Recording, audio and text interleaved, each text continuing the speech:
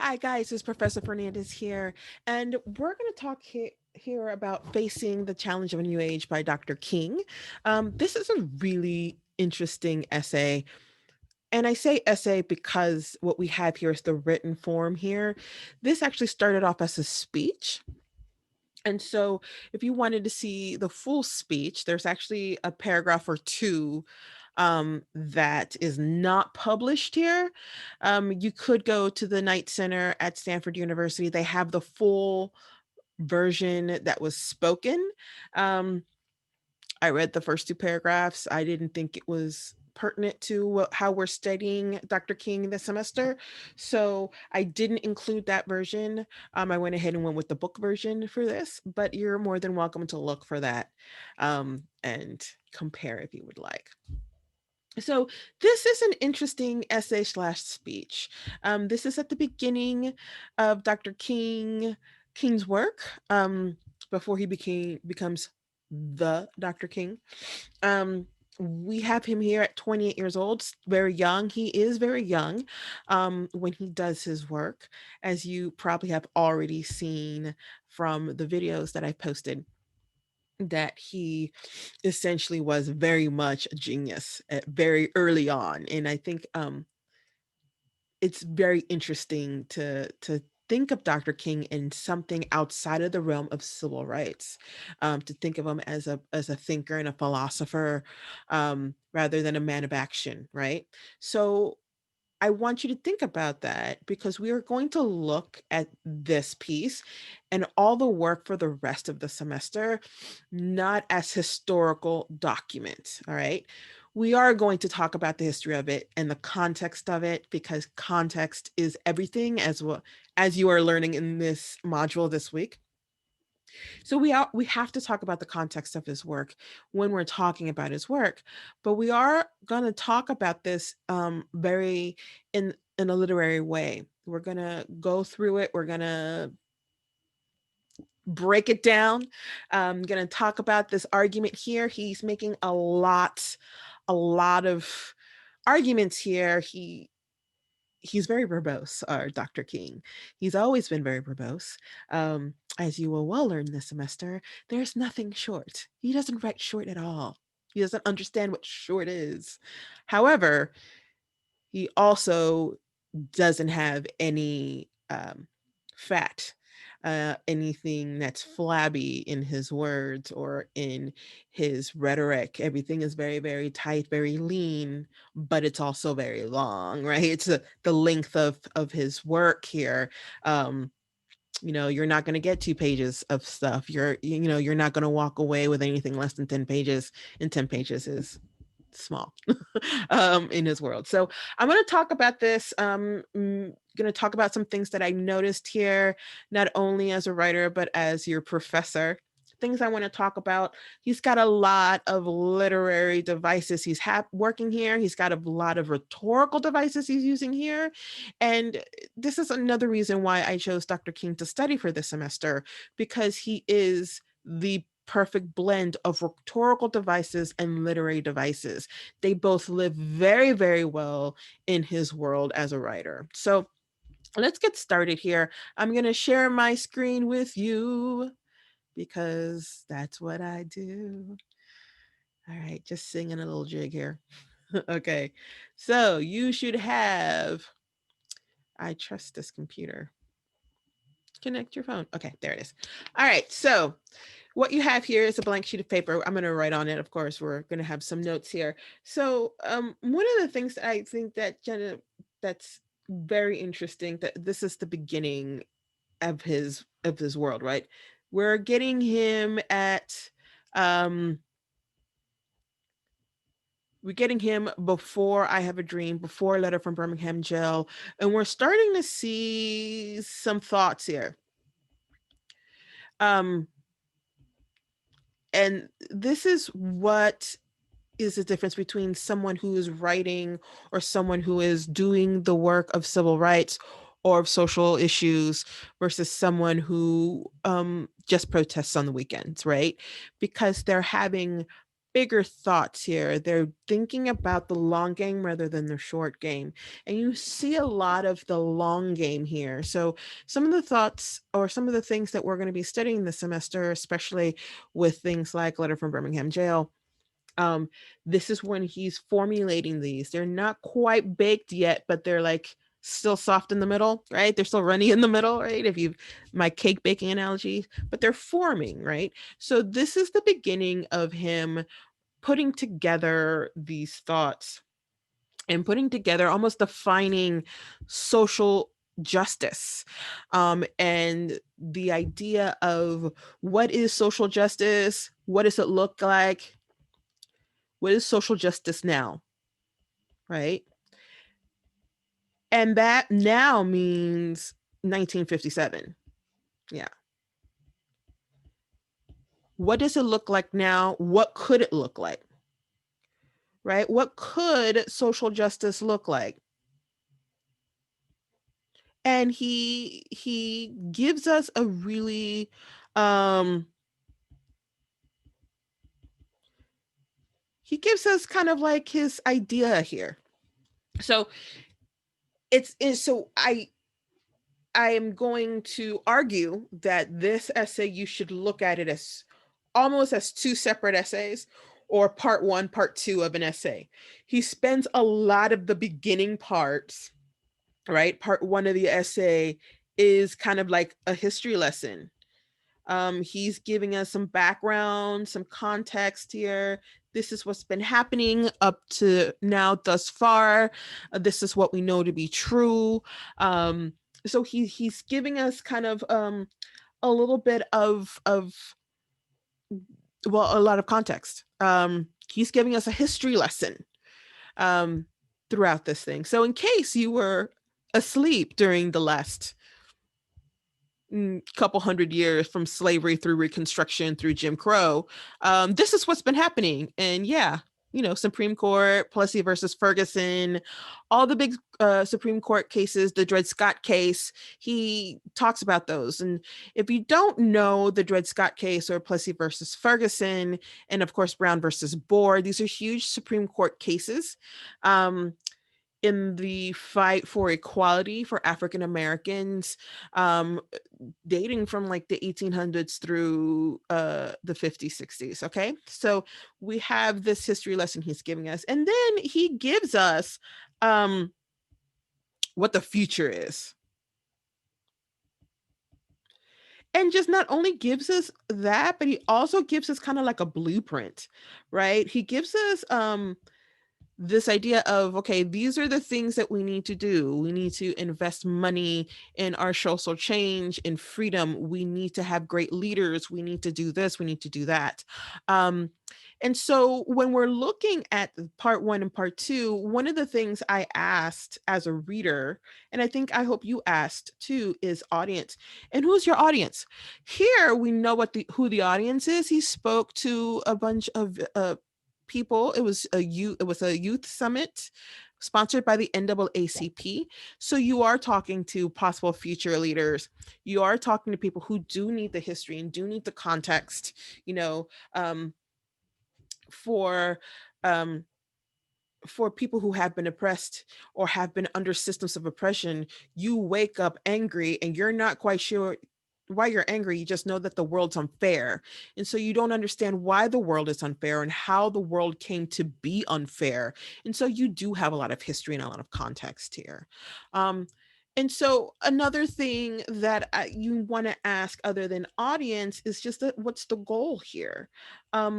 What was his goal? And it's almost like it's a rallying cry, but of a subdued rallying cry. This is not, free at last. Thank God Almighty, we are free at last. This is not, I will see you at the mountaintop. This is not Letter from Birmingham Jail. I am here because injustice is here. This is not that, right? You, because the audience is more than likely already um, confronting segregation, fighting for integration. The goal isn't to rally the troops, the goal is to keep the troops going, to give them hope. And so we start to understand this from the very first thing he writes about. All right. So we understand now the goal here is hope, right?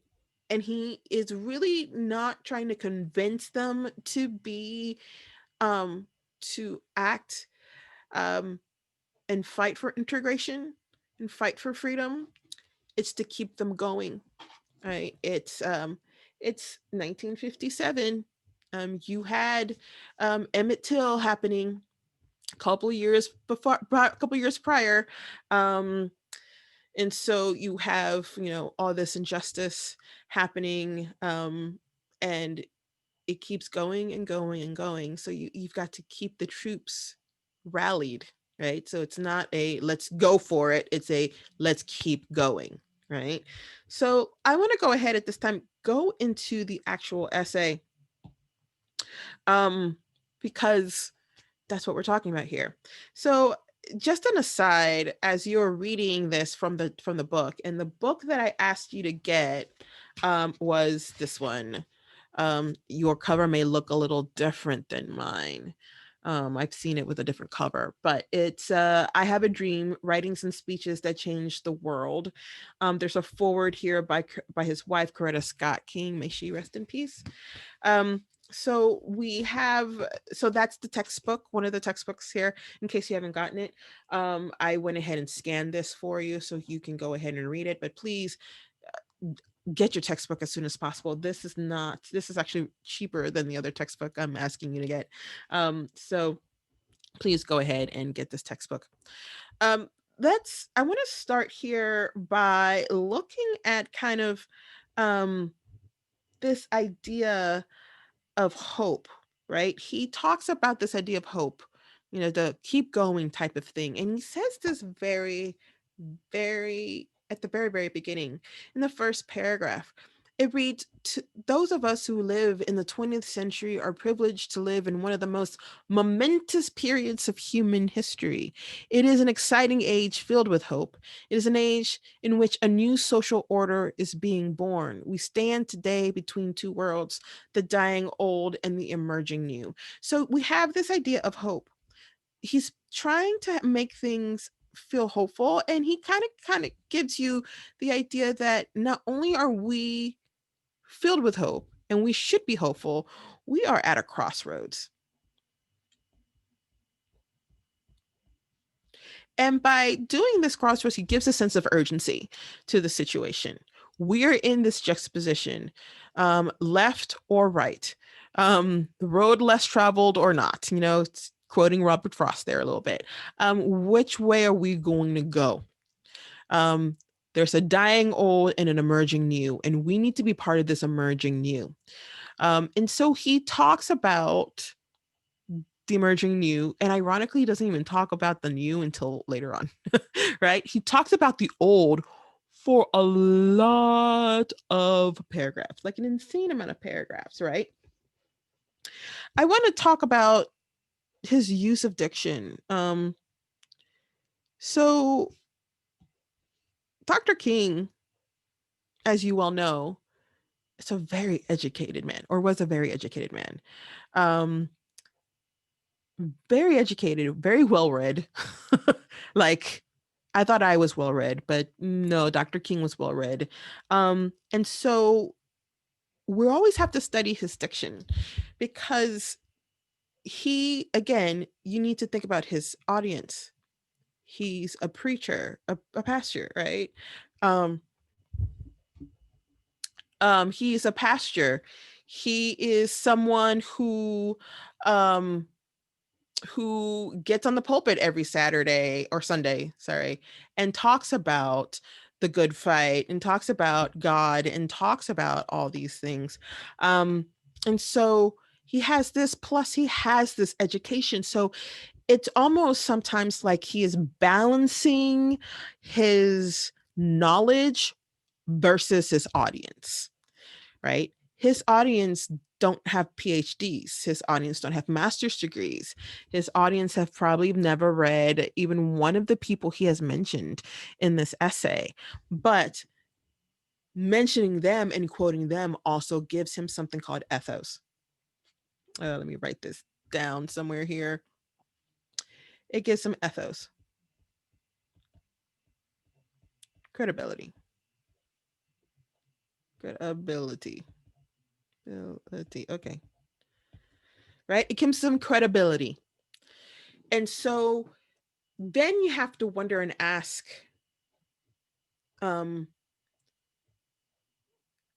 does this audience go beyond the intended audience? Right? Does this audience go beyond the people that he is talking to at this NAACP function? Does it go beyond the people he talks to every Sunday? Does it go beyond the speeches? Because he is talking a lot of higher concepts, and his diction is high up, right? He does not have an eighth grade diction, a sixth grade diction, which is where most of us are when we write. We're writing, or we're using diction at a sixth grade, eighth grade level. And that's just basic and common. It's not because we are dumb or anything. We are not. That's just how we function, because that's universal.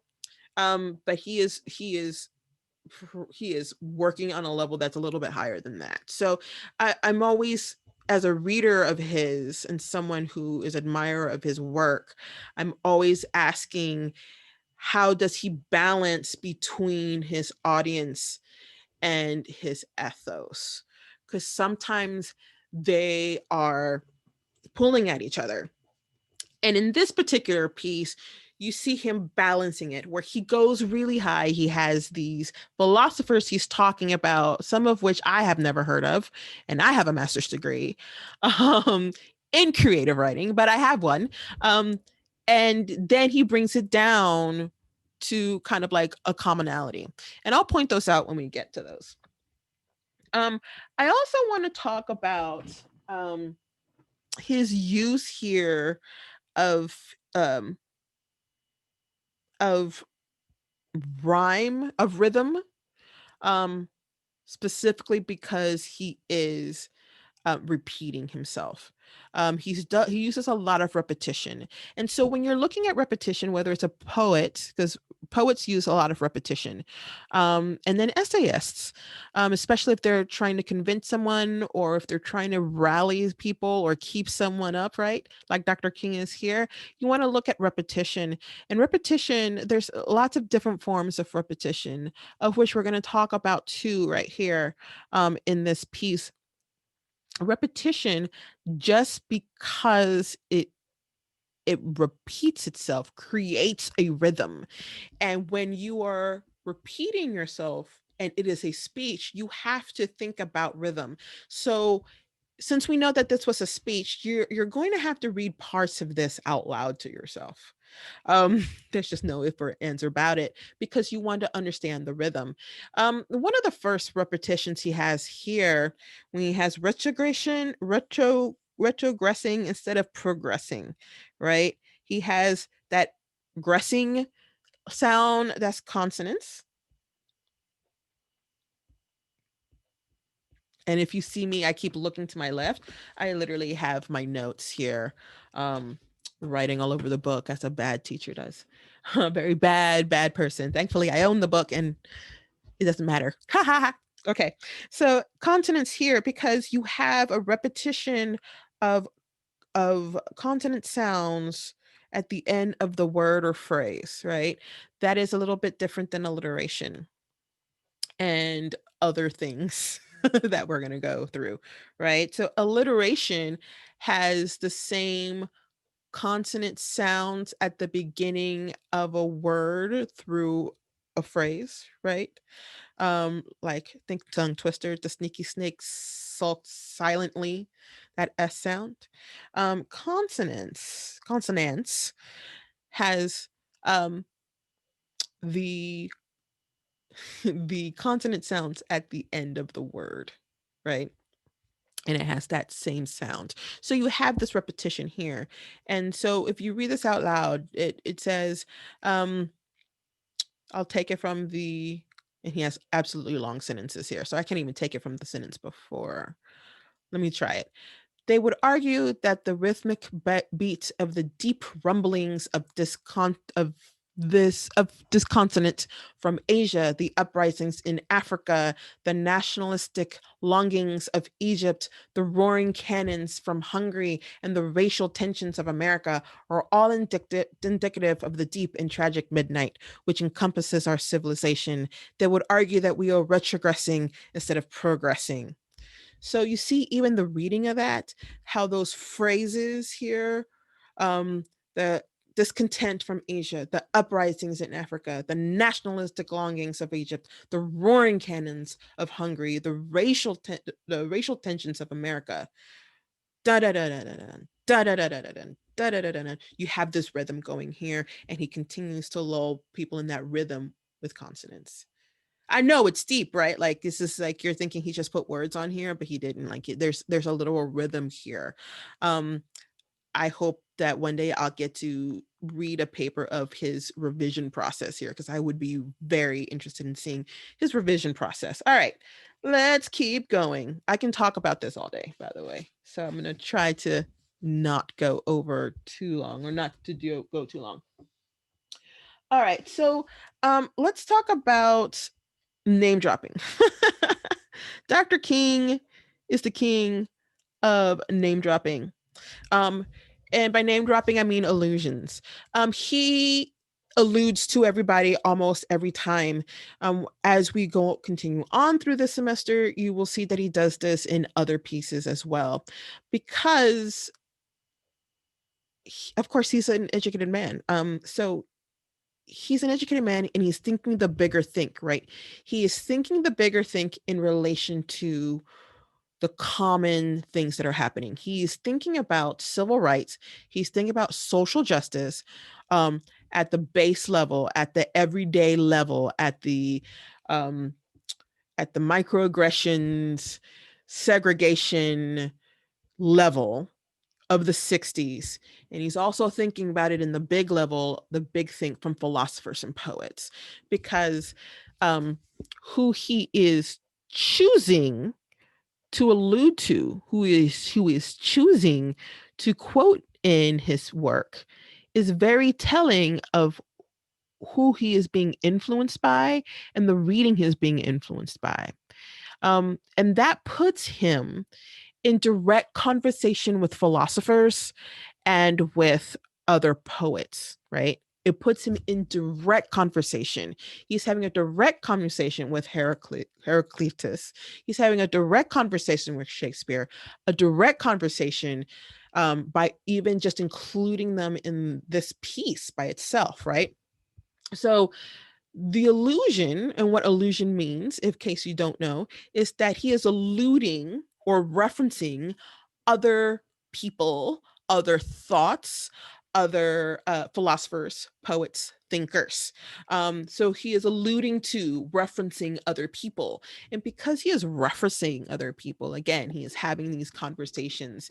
And this is what I was talking about earlier, where you have here Hegel, which is another philosopher.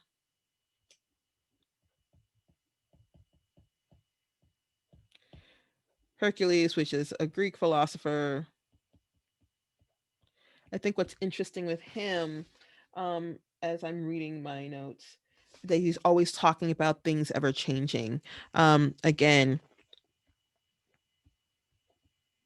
who you choose to allude to tells you a lot about the writer, tells you a lot about the argument that he is making here. He's literally talking about the challenge of a new era. He's talking about we're at a crossroads here. We can go left, we can go right. And if we're gonna go down this road to the right, and it's the new era, we need to understand a couple of things, right? That's essentially what this is saying. So even Heraclitus, is a philosopher who talks about things are constantly changing. The only thing that's constant is change, right? So he's talking about all these philosophers, and then he brings it back down. So this is here, you have some high thoughts here. Folks that probably have never heard of Heraclitus. And then you bring it back down to modern times, right? The modern thinking, the modern man here. Um, and so you have this back and forth. So he's kind of almost just by the juxtaposition. It's a big word, right? It's one of my favorite words to say, juxtaposition, because it's just fun to say. It's like albondigas in Spanish, like it's meatballs, right? But it's so fun to say. So this juxtaposition between the higher thinking and the modern thinking crew is almost like he's elevating his audience, right?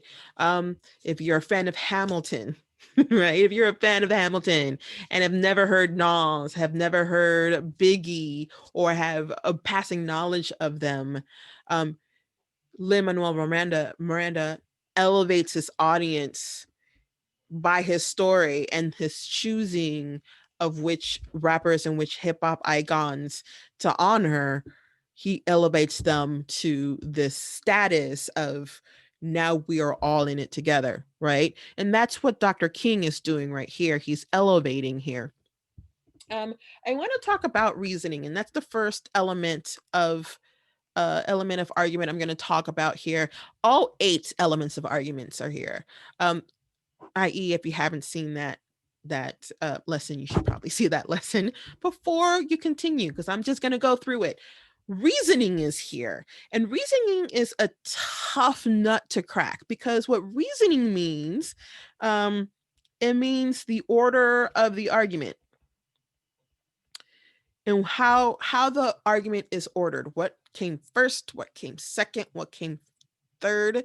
It is the breadcrumbs that leads to the argument at the end, right? And so he has a little bit of reasoning here. And I almost want to say that reasoning really starts when he talked about being hopeful in the crossroads. But you really have this idea of reasoning here, when he talks about it is both historically and biologically true that there can be no birth and no growth without birth and growing pains. Which, by the way, that's another repetition, but let's just talk about reasoning right now, right? So he is starting to lay down his foundation that, hey, this is not going to be easy. Like, no one said it was going to be easy. Like, I didn't say that. I said it was going to be hard. Growing pains, pain is like it's painful, right?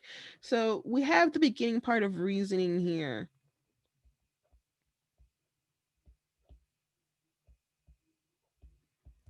And I am running out of room. I am right all over things. So you have all that.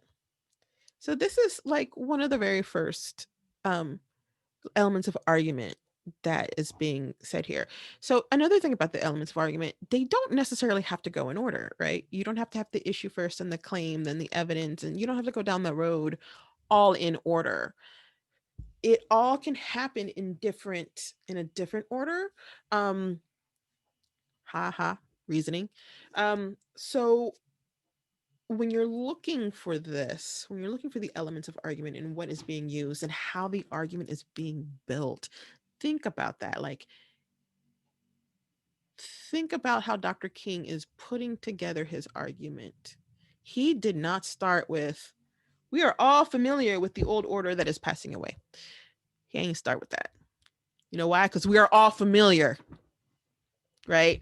He elevated you first and then brought you down to the modern times, right? So that's what reasoning is. Let's look at the next one of the other elements of argument here. He is right here. I'm not even going to read this paragraph. I'm just going to circle this here. This is an appeal, and this is an appeal called logos. Actually, no, he is using evidence here. Sorry, I lost my mind. This is appeal called evidence. He is literally giving you like statistics. It'd be interesting to see like how these numbers have changed from 57 to now 2021. So this is what you have here, right? This appeal. No, it's not appeal. This element of argument, which is evidence. And that's what evidence is. It's just giving you facts. Um And what's so strange um is that you got to watch out with evidence. He doesn't really give us his sources here. So um but I trust Dr. King. He's got ethos with me, so I'm pretty sure they were right at the time. I'm not going to question it. um so we have evidence happening here, and there's a big chunky hefty paragraph here. um and it's just, you know, it's a little, I would argue it's a little high up for your audience. It's a little more brain here. But it's not as brainiac as like Greek philosophers, which Dr. King knows many. Just FYI, in future readings, he loves him some Greek philosophers. Loves them. All right. So let's continue here.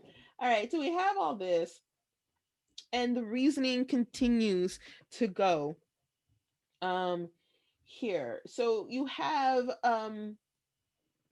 this wonderful thing that he does. He does this often. But there comes a time when people get tired. I'm reading right here, by the way. But there comes a time when people get tired. There comes a time when people get tired of being trampled over by the iron feet of oppression. There comes a time when people get tired of being plugged, bludgeoned, across the abyss of exploitation, where they experience the bleakness of nagging despair. There comes a time when people get tired of being pushed out of the glittering sunlight of life's July and left standing in the piercing chill of alpine November. So you have this repetition here, right? And this repetition here is called anaphora. So anaphora isn't about sounds, it's about phrases, right? So this repetition you have, there comes a time when, there comes a time when, there comes a time when, right? You have, but there comes a time when people get tired. There comes a time when people get tired of. There comes a time when people get tired of. That is a repetition here. Um, and that's the beginning phrase of repetition. So it's different from consonants, it's different from alliteration. Those are repetitions of sounds. These are repetitions of words and phrases. Okay. So anaphora, fantastic little word here, also creates a rhythm, right? Again, parts of this you're going to have to read out loud. So you have already consonants. There's alliteration here too. Just FYI, because I've seen it. Alliteration, and now you have anaphora. And so you have this repetition. So these are sounds. These are words, right? And so he uses this tactic, these literary devices often, often, often, often, often, often, often.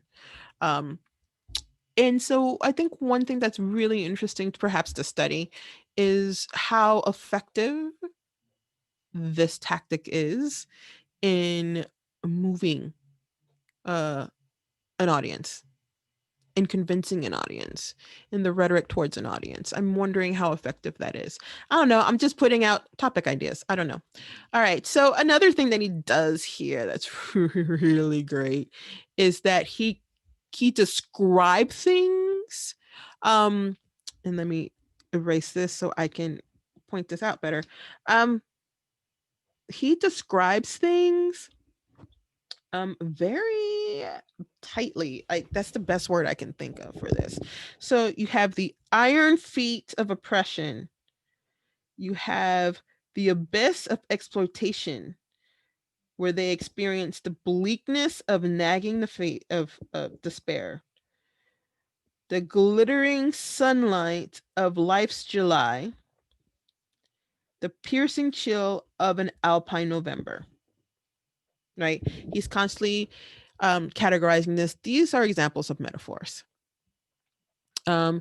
He is comparing the feeling of oppression to iron feet, of being stumbled by iron feet. So he's comparing oppression to being trampled.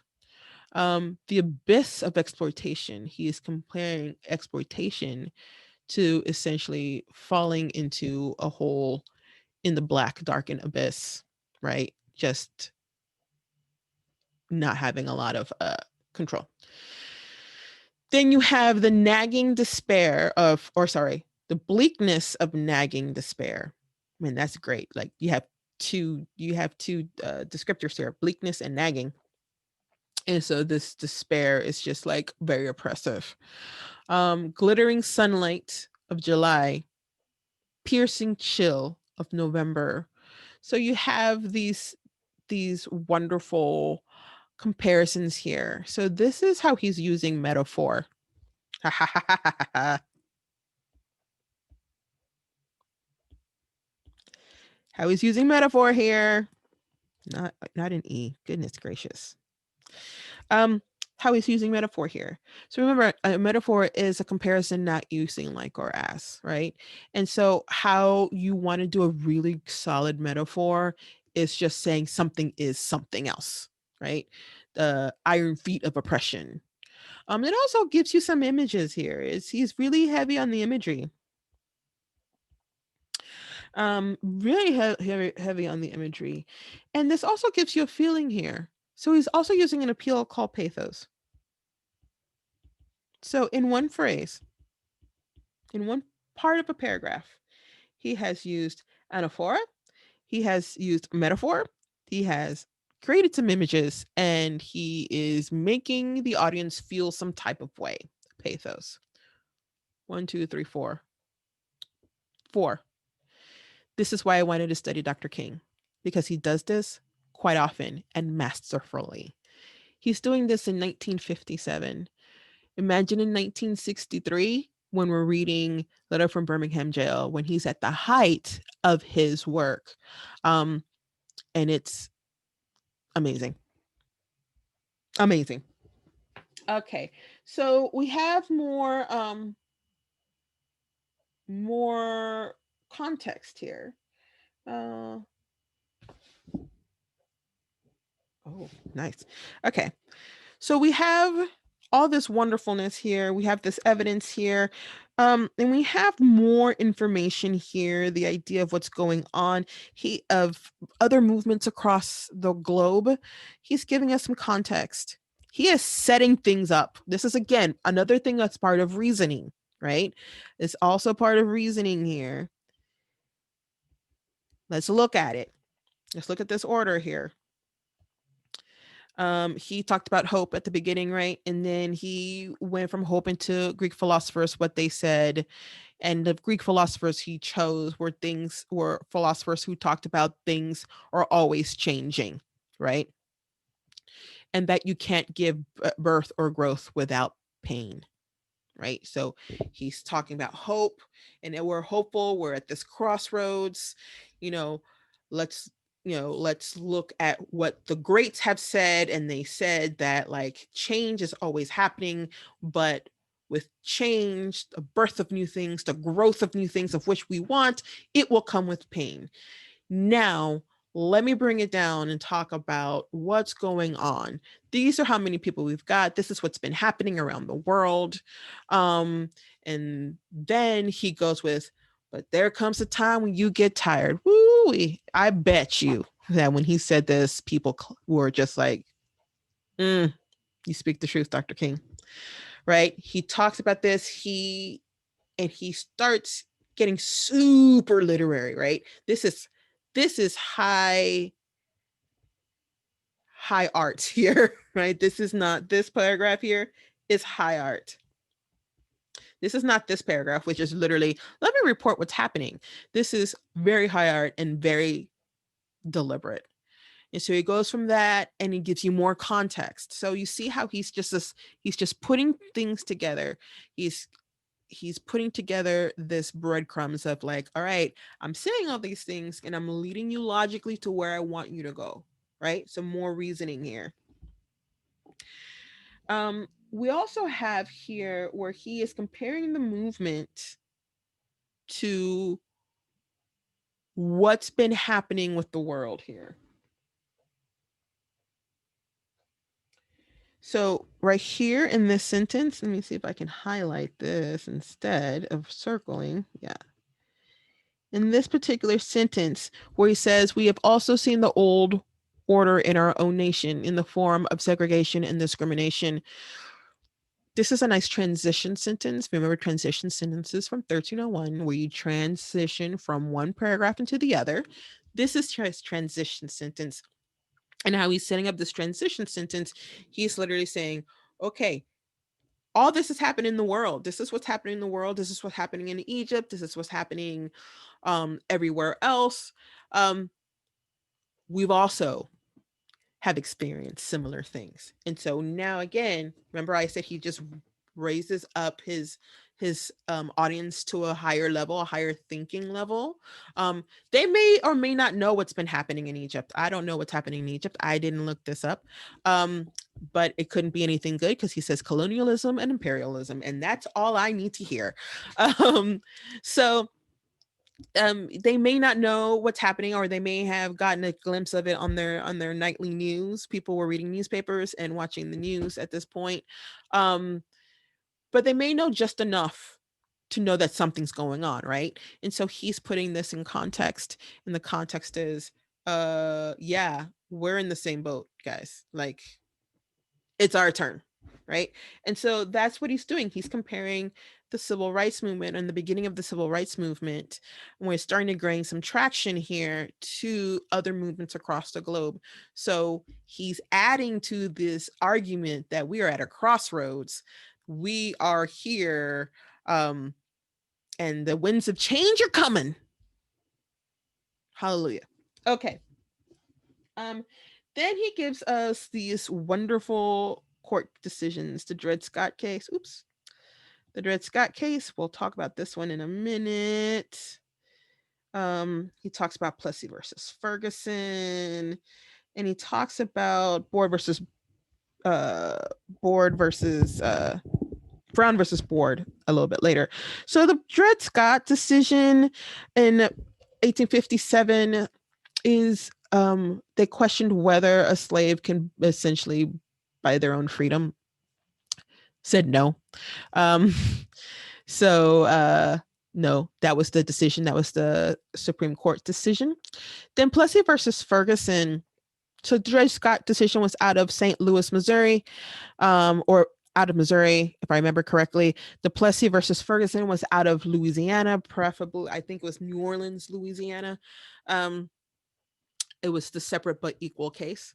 Um, I had the privilege of interviewing one of the descendants of the of the Plessy side of Plessy versus Ferguson, which was cool, and I'll tell you that one day. I'll tell you that story one day.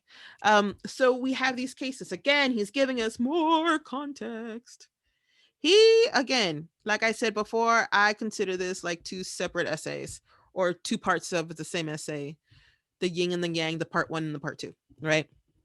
So he has all this wonderful things, lots of evidence happening here. I mean, I'm going to argue that by building this evidence, he's also building his own ethos. He's building ethos as the speech giver. Of course, ethos is credibility, if you remember correctly. So he is not only giving us philosophers, giving us a history lesson, giving us all the literary life. Because he's doing all this, he's building up his own ethos, because that's what the greats do. Okay, moving on. I'm not going to go through every page, but I do want to point out some things here. Um, so what we have here, um, let's see. I wish you could see my notes. All right, so we have here, this is part of a poem that's called The Negro's Complaint.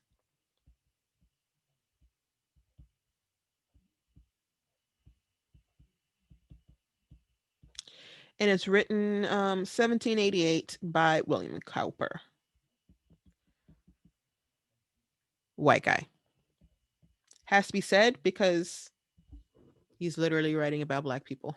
So I have to say, A Black person did not write this poem. All right. So this is written by Mr. Cowper. So again, look at who Dr. King is alluding to here. He's alluding to writers, poets, and philosophers, right? He is alluding to the people who literally sit around and think the higher thinking. He's not um he is not quoting he is not quoting Rockefeller. He's not quoting anyone who's a blue collar worker or even a businessman. Um, he is quoting higher thinking beings, right? Um, so watch out for that. Um, not in a bad way or a good way. Just watch out for that and think about the allusions and why he would be alluding to certain things. Dr. King did everything on purpose, did all the writing on purpose. So what is he trying to say besides what's he's trying to say? As a really beautiful, wonderful professor of mine used to say, what's going on here besides what's going on here? Once you start trying to answer that question, that's where you get the fruits of your labor. Um, so we have that as a reference. We also have lots of imagery going on here. Specifically, um, the determination to struggle and sacrifice until the walls of segregation have been crushed by the battering rams of surging violence. Surging justice. This is kind of a very um, violent image here, right? And it's kind of one of those phrases that pops up. Um, and it's interesting to discuss or to think about because Dr. King is about nonviolent work. And yet he has talked about growing pains already, birth pains, of which things are painful. It's not a good thing, right? Pain is violent. Pain is violent. Um, and then he's talking about battering rams of surging justice, right? Um, so even though he is a peaceful man and believes in nonviolence, it's almost like he understands that integration or the end of segregation or freedom has to come with some violence. That has to be birthed with some violent tendencies, right? It's very interesting because it's very contradictory to what he has written and has believed and has been on record saying, on record doing. So it's an interesting thing to consider. Let's see. We have a little bit of personification here on page 19 that I want to just touch on a little bit. It's a yeah, let's talk about it. So you have this. Here it is. Segregation, discrimination, passing away. So you have this personification here. I'm going to argue it's personification. Hear me out. Right? Personification is giving human-like features to things that are not human. And it's usually things, right? Trees, dogs, whatever. These aren't things. These are actual like philosophies, ways of being, right? Segregation, discrimination, freedom, and justice. And yet he talks about the segregation and discrimination passing away as if grandfather time is passing away, and then freedom and justice coming into being as if they're being born. And so he's giving these concepts human traits or alive traits, I should say. Let's say alive traits. He's giving them death and he's giving them life.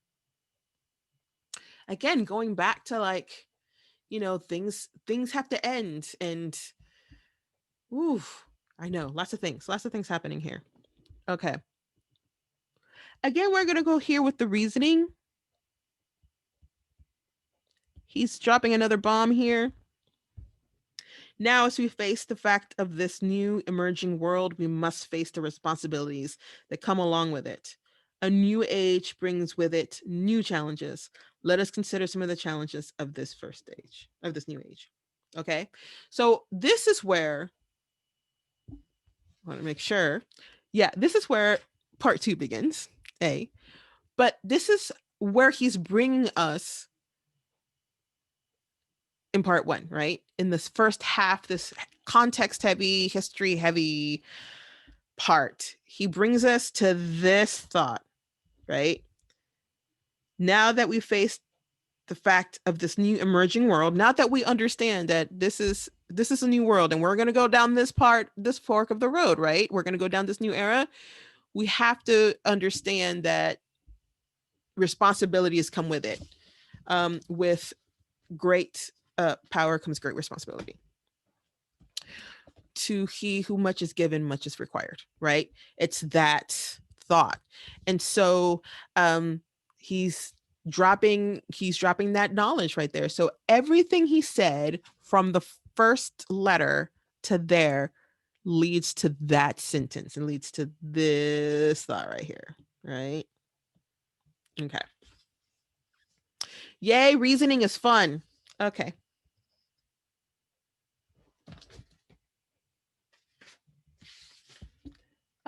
Let's talk about, please tell me if you have any questions, just email them to me. I'm just going to keep going. I can break down a thing all day. That's why I'm an English teacher. All right, I want to talk about this line here. Whatever affects one directly affects us all directly. This is here is a logic statement. And that logic statement is the if then statement. If this, then that. If this happened, then this will happen, right? So he's literally saying whatever affects one directly affects us all directly. If it affects you directly, it affects all of us indirectly. So if then statement. This is logic. So he's using logos here of the appeal. Yay, logos. And then you have a lot of like name dropping. Dr. King's just dropping some names, right? So here we have Ralph Waldo Emerson, who's a poet and philosopher. Then you have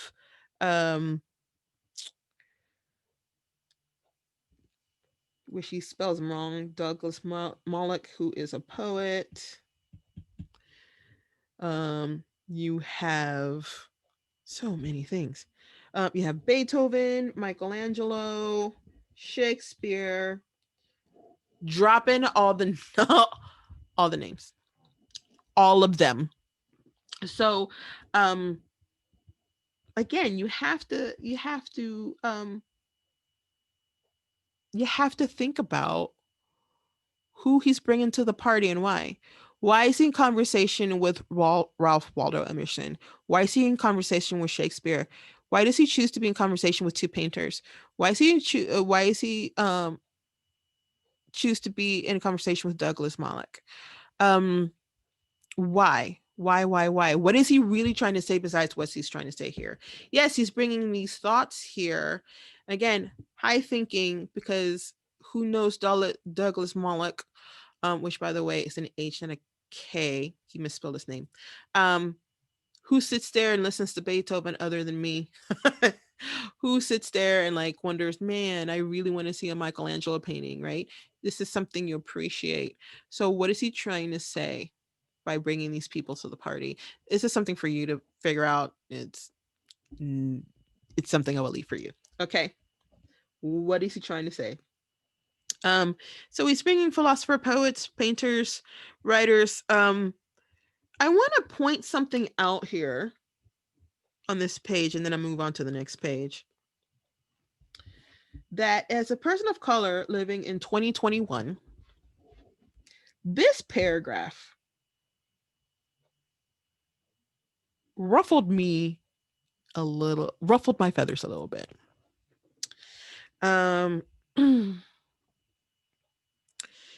In the new age, we will be forced to compete with people of all races and nationalities. Therefore, we cannot aim merely to be good Negro teachers, good Negro doctors, good Negro ministers, good Negro skilled laborers. We must set out to do a good job, irrespective of race, and do it so well that nobody could do it better. So if you're a person of color, especially if you are a Black person of color, we have this thing twice as good to get half as much. I'm not saying this is where that thought started, but what I am saying is this is that same feeling, right? Um, we have to be exceptional to be able to even get in the room, right? Not to be accepted, just to be in the room. We have to be exceptional. And so this one ruffled my feathers a little bit. Again, I'm reading this with 2021 eyes and not with 1957 eyes because I'm old, but guys, I'm not that old. So I think it's kind of interesting that even in 57, this was still true. That you have to be twice as good to have at half as much. It was one of those things that, as a person of color, it kind of ruffled my feathers a little bit. Then, of course, you have more repetition here. Yes, poetry, more poetry. You may want to look up this poem. It's a very telling poem, and I'll leave it at that. So you have here more repetition, and this is an anaphora right here. Again, this is the phrase that the beginning of the phrase. This is word repetition, not sound repetition, right? So a third challenge that stands before us is that of entering the new age with understanding and goodwill. This simply means that the Christian values of love, mercy, and forgiveness should stand at the center of our lives. There is the danger that those of us who have lived so long under the yoke of oppression, those of us who have been exploited and trampled over, those of us who have had to stand amid the tragic midnight of injustice and indignities will enter the new age with hate and bitterness. But if we retaliate with hate and bitterness, the new age will be nothing but a duplication of the old age. Okay. Couple of things are happening here. So I have anaphora here. Yay, anaphora. So you have this repetition of those of us who have, those of us who have, those of us who have, those of us who have. 1, 2, 3. You have those three things. That's a repetition of a phrase there. So anaphora. And so you also have here something called persuasion, and it's not the same definition that you know as persuasion here.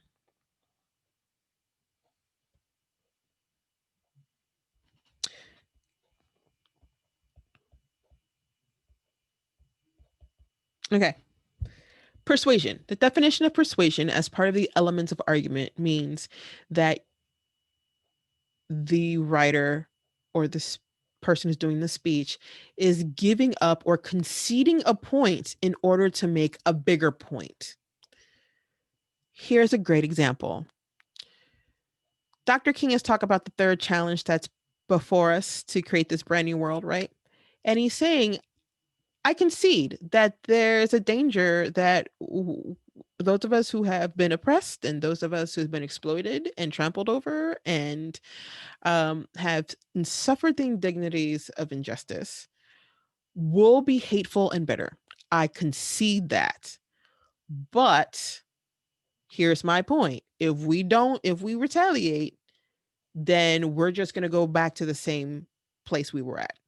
Right. So he's conceding that, yeah, y'all going to still be hurt about this. This is still going to be a thing. But if you retaliate, the cycle starts all over again and we're in the same boat. So you see how his actual argument is don't retaliate. If you retaliate, we're in the same boat. That's the argument. But he concedes the point that we're still going to be angry about it. That's what persuasion is. So don't think of persuasion as someone who's trying to persuade someone who's trying to convince someone else of something. That is not persuasion when it comes to the elements of argument. I just want to make that very, very clear. Persuasion and reasoning, both as far as the elements of argument, do not mean what we know them to mean. So I want to make sure you get that correct, because that's where people mess up with this stuff, right? So that's what persuasion means. They're conceding a point to make a bigger point. Yes, I concede that we're all going to be real mad about this because we've had like centuries of stuff that has happened. But if we go down this road and you retaliate, it's like we did nothing, right? So that's what he's saying here. So many things he's saying in here. And of course, we have here an if-then statement. And it's actually a lot more obvious here.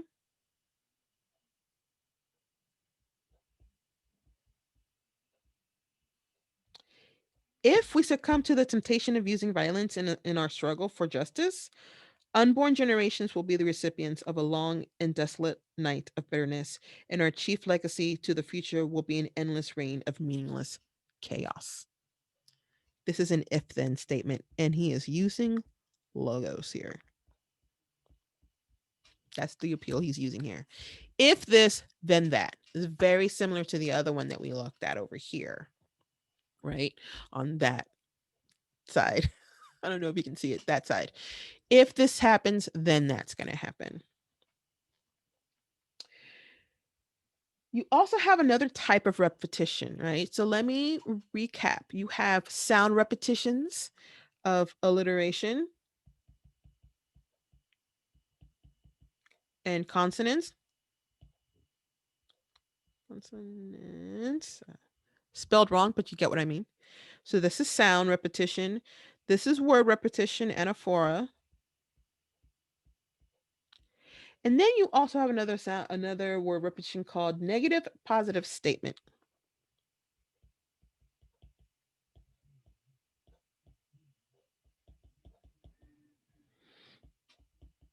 Okay, so your negative positive statement here,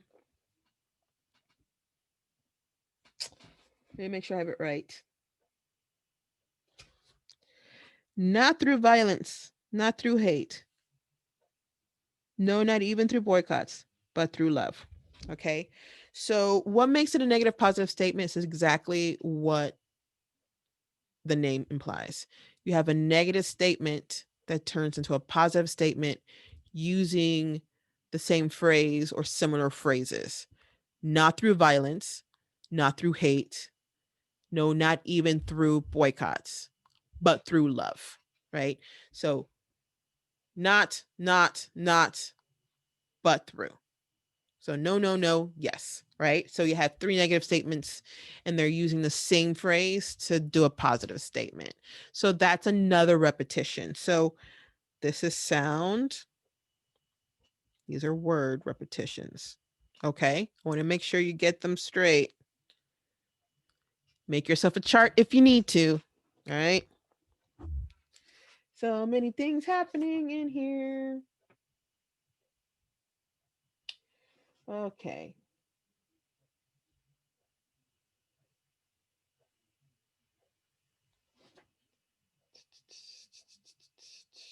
Okay. Let's go back. I want to go in here. Let me highlight this. It is true that we struggle for freedom from America. We will have to boycott at times, but we must remember that as we boycott, that a boycott is not an end in of itself. It's merely a means to awaken a sense of shame within the oppressor and challenge his false sense of superiority. What is that an example of? Think about it. We just talked about it. So it says, It is true that we struggle for freedom in America. We will have to boycott at times, but we must remember as we boycott that a boycott is not an end within itself. It's merely a means to awaken a sense of shame within the oppressor and challenge his false sense of superiority.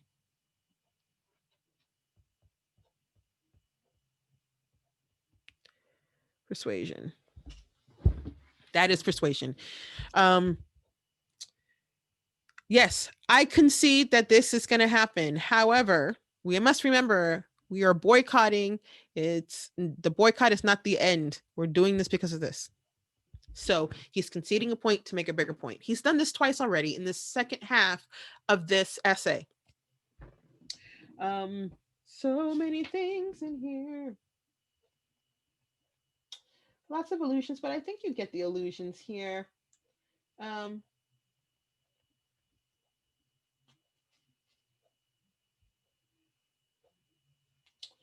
I'm going to skip a couple of my notes here, which is literally like, this is an illusion. This is a writer. This is a writer, right? Because I think we've understood and I've argued successfully that he's bringing lots of writers and poets to this party, man.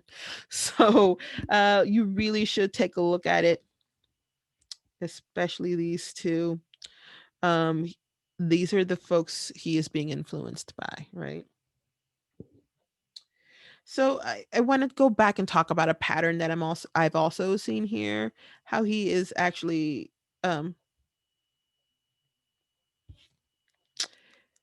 I'm here well I'm right here talking about this. So we have poet after poet after poet, but we also see that when he brings up a poet or he brings up a philosopher or whatnot, he not only is kind of talking about it, but then he's also bringing it right back home, right? For example, here we talked about if a man can write a better book, or preach a better sermon, essentially build a better mousetrap, the world will be the path to your door, essentially. That's Emerson, right? So he's talking about Emerson. He has this wonderful quote, and then he's talking about something that people understand: this be twice as good, to get half as much. He talks about Shakespeare and this poet, and then he talks about um, this new age, and we can't retaliate unless, let's not retaliate, because if we do, like, we're no better than what we've just left. He has this wonderful thing happening with the if thens, right? Then more persuasion, and he brings up yet more poets. He brings up Shakespeare, he brings up Greek people, the Greek language. And then he continues to talk about struggles, right? He brings it back right here, and he's bringing it back actually to the church. Most people in the audience were probably churchgoers, right? So he's bringing it back to church. Everybody knows this. He's touching on what something a common denominator here, and then he brings it back to Bryant, right? Yet another poet. He loves his some poet, man. Dr. King loves him some poetry. All right. So he brings that back home. He talks about that, and then he goes right back. And so here we are in Montgomery. It's the first time he's mentioned where he's at, by the way. So he brings it back home. So he has this pattern, like I said before: higher thought, a touchstone for something his audience can understand, right? Which helps explain his argument. Back up to the higher thought with a poet or a philosopher, takes it right back down. This thing that everybody knows about, let me explain this, so that way you understand Bryant, you understand Emerson, you understand Shakespeare. And he goes back and forth. So this is this pattern that he is doing here. And it's kind of awesome. I'm going to give you guys a question to ponder and to think about, because I don't want to give you too much more, because I know this has run so long. You asked me to break down a piece of work. I can break down a piece of work with the best of them. I want you to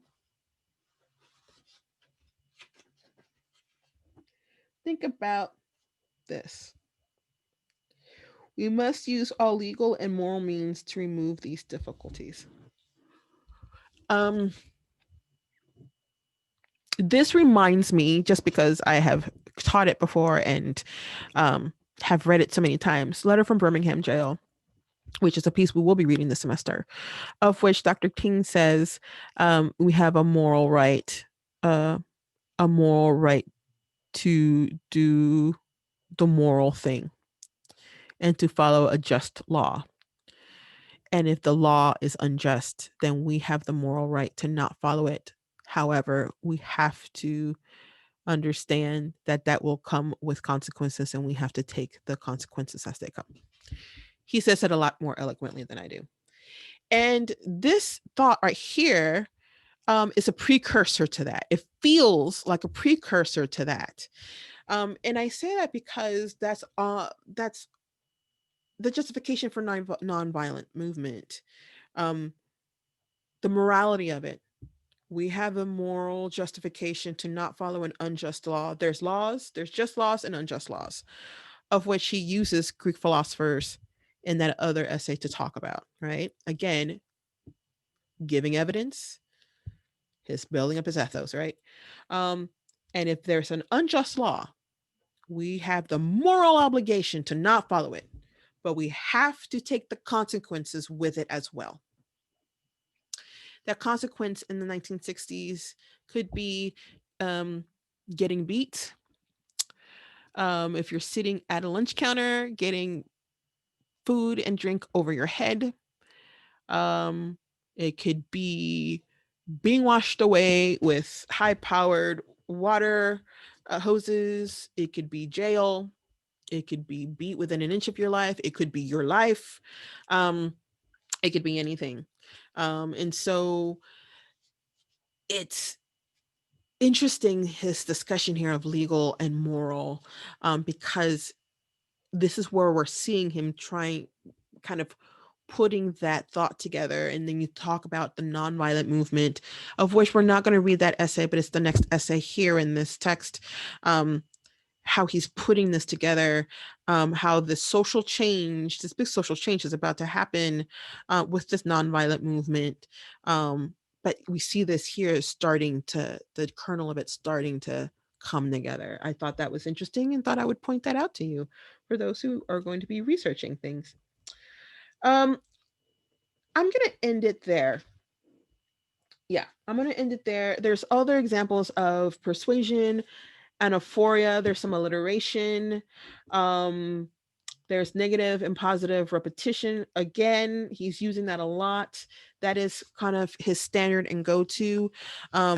You see it here, but you're really going to see this in Letter from Birmingham Jail. And he ends with "My country, 'tis of thee." Um, and it's interesting that he's ending with that. I will let you think about why he's ending with that, because I have run my course, ladies and gents. But I want you to understand, as we have talked about this ad nauseum here for a long time, because my voice is now hoarse, so I know that we've talked about this for a long time, that these essays aren't just your simple essays. You've got to think about this. They have to think about whether this was spoken or written, right? Letter from Birmingham Jail was written, right? It was not spoken.